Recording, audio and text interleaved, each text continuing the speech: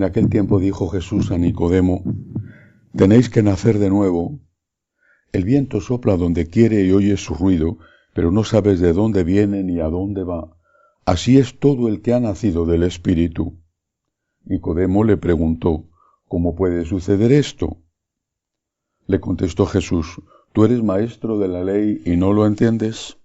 En verdad os digo, hablamos de lo que sabemos y damos testimonio de lo que hemos visto, pero no recibís nuestro testimonio. Si os hablo de las cosas terrenas y no me creéis, ¿cómo creeréis si os hablo de las cosas celestiales? Nadie ha subido al cielo, sino el que bajó del cielo, el Hijo del Hombre. Lo mismo que Moisés elevó la serpiente en el desierto, así tiene que ser elevado el Hijo del Hombre, para que todo el que cree en él tenga vida eterna. Palabra del Señor. Gloria a ti, Señor Jesús.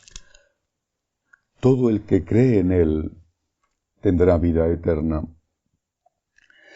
Cuando escuchamos estas palabras de Cristo, de forma seguramente automática, vamos a pensar en la confesión de su divinidad, de su humanidad también, naturalmente, incluso en la aceptación de sus enseñanzas, todas, también aquellas que van en contra de la cultura dominante, que en cada momento de la historia ha sido distinta. Hoy la cultura dominante es la llamada ideología woke o también la ideología de género.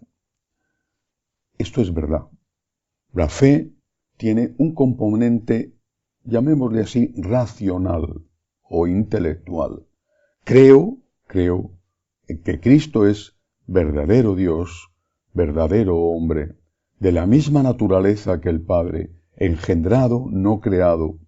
Creo en la divinidad del Espíritu Santo, divinidad que comparten en la única naturaleza divina con el Padre y con el Hijo. Creo que las palabras de Jesús son palabras de Dios que no pasarán nunca. Una parte primera, esencial de la fe, pero nos equivocamos, y creo que con grave daño, cuando vemos la fe solo desde el punto de vista intelectual. La Iglesia ha librado una batalla honesta, dura, desde el inicio, por defender la pureza de la fe.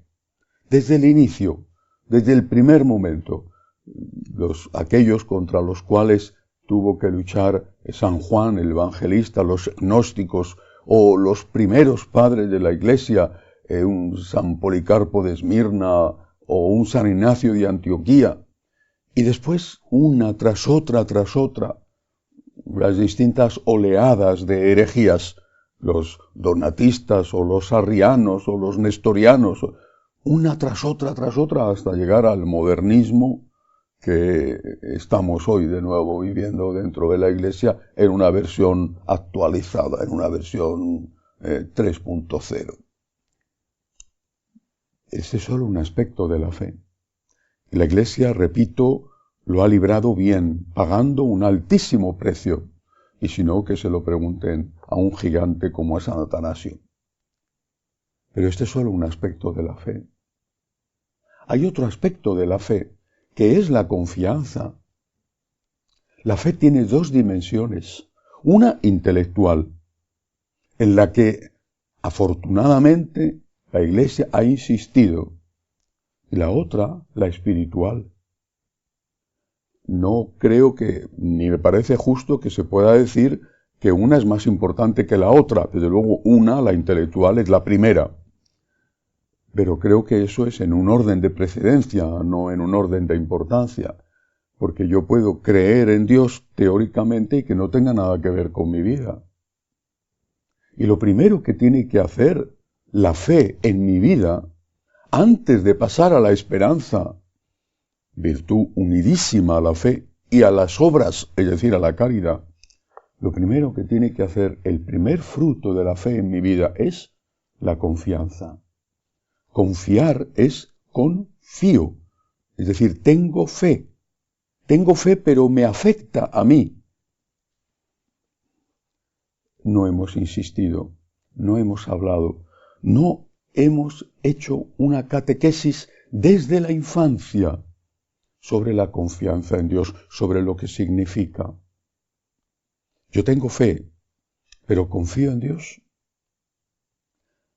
Es tan importante que las apariciones de Cristo resucitado y las pocas apariciones que han tenido lugar de nuestro Señor a lo largo de la historia, las de la Virgen han sido muchísimas más, es tan importante que el Señor ha venido solo para esto.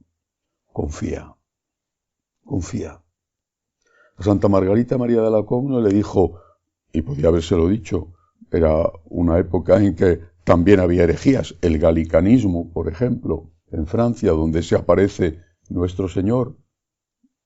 No le dijo, tienes que creer tal punto del dogma. Le dijo, soy el Sagrado Corazón, confía en mí. Sagrado Corazón, en vos confío. A Santa Faustina Kowalska, cuando se le aparece en aquella Polonia que está a punto de ser destrozada una vez más por los nazis y por los comunistas porque se la repartieron Hitler y Stalin, no le dijo, tienes que creer en este punto del dogma, porque le dijo, confía, confía. Divina misericordia, en vos confío. Confía. Hay que aprender a confiar. Es imprescindible. Es algo sin lo cual, lo dice el Señor, no podemos salvarnos. ¿Por qué? Porque si no confías, no estás cerca de Dios. Si no confías, no entras hasta el fondo en el amor a Dios, es decir, en el agradecimiento. Hay que trabajar esta virtud. Tanto, repito, que es la consecuencia espiritual de la fe, va unida a la fe intelectual y sin ella nuestra fe en Jesús no nos afecta, queda en la cabeza y ya sabemos lo fácilmente que se manipula la cabeza. Hoy podemos decirle al Señor, yo creo en ti, yo confío en ti. Que así sea.